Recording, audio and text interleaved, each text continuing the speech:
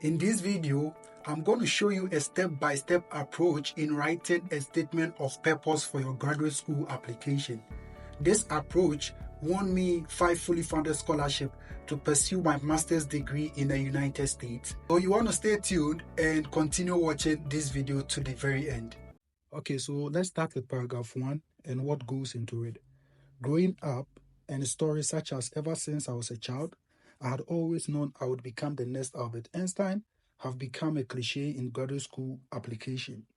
Instead of using this approach, think about making your entire first paragraph all about the problem you have identified and how you are interested in solving that problem.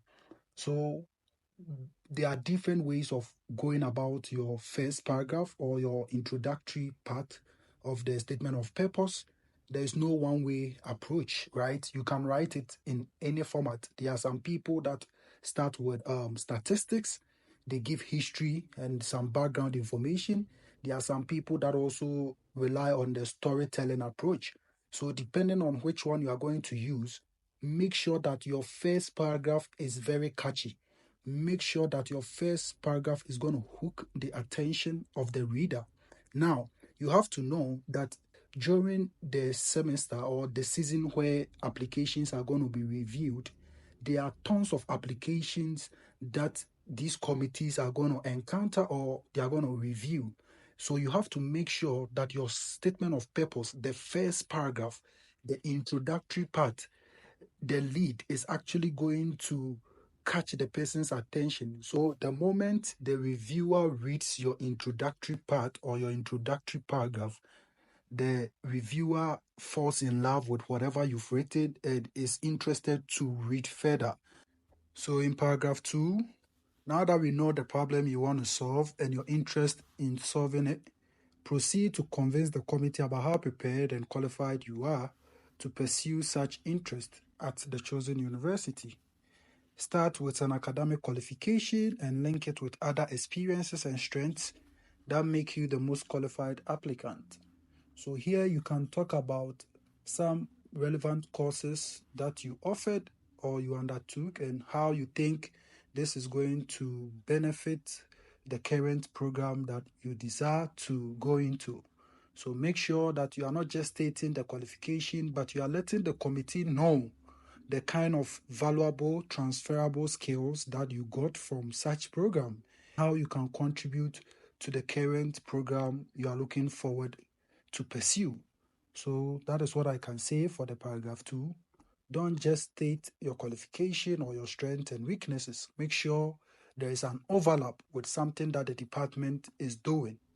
In paragraph 3, you are going to indicate why you decided to choose that university over any other university.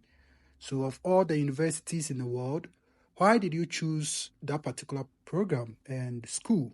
So you can also talk about how good their professors are, how you were able to reach out to one or two of them, and how they express interest in working with you.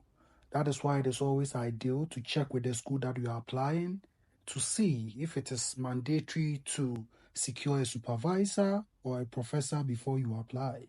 There are some schools that encourages that, or there are some departments that encourages that. But then if the program you are applying to does not encourage that, you make sure you just talk about them briefly, right? The fact that they have good quality professors in their department, and that is what motivated you to apply.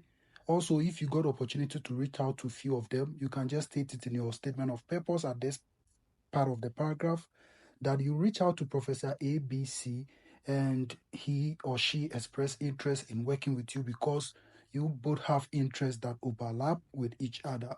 You can also talk about the fact that the university embraces diversity, the fact that the university is really good when it comes to faculty-student ratio.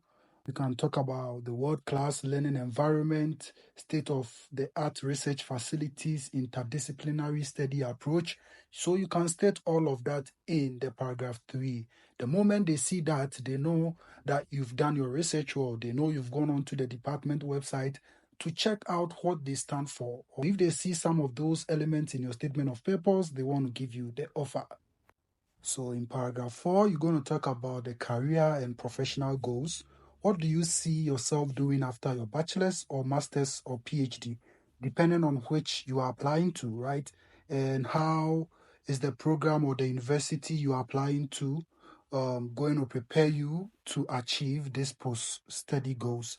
So here, what you have to do is that you're going to talk about the program. How do you think the program is going to help you? And after the master's, the bachelor's, the PhD, what next? So you have to state it in it. They want to see your short and your long-term goals. It should be stated categorically in the paragraph 4. They want to know why you are coming in for the program and why you decided to choose that program in that particular school and not any other place, right? So then you tell them, and also you link it to your professional or your career goals, what that is going to help you achieve after your 4 years, after your 2 years, after your 5 years study. How is that program in that particular department or school going to help you achieve your career goals? Now, in paragraph 5, what are you bringing to the table?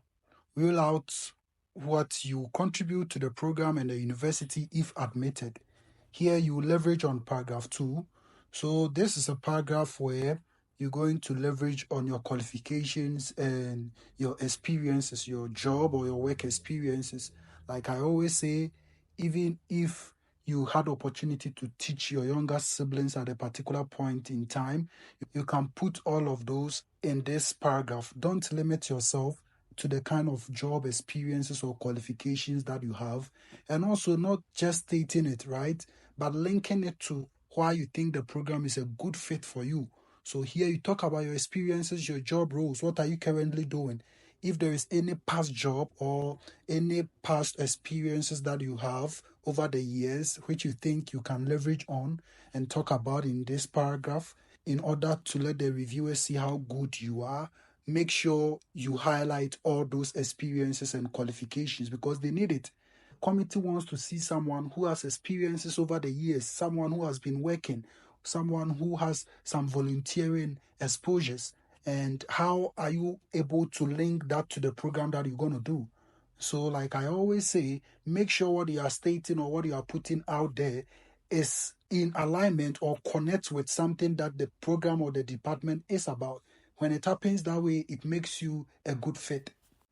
So in paragraph 6, which is the last paragraph, wrap up your statement of purpose by briefly re-emphasizing why the problem you identified in paragraph 1 needs to be addressed, your qualification, and how you look forward to resuming and learning from the best at their program or the chosen university. It's simple as that. So here what you can do is that you can state that you want to be considered for a graduate assistantship as well, and you would like to resume or you would like to come in the fall 2024 or fall 2023 or spring, winter, any year you wish to go, you should state it there. The reason why I'm saying this is because some schools, they want you to state the year you are coming and also if you would like to be considered for graduate assistantship. You should always check with the school and the department what they want you to include in your statement of purpose and make sure you are talking about each of those requirements in a particular session in your statement of purpose. So that is what I did, and I'm trying to bring in some of my experiences and what I wrote during my time, what went into my statement of purpose. So that is that for the statement of purpose.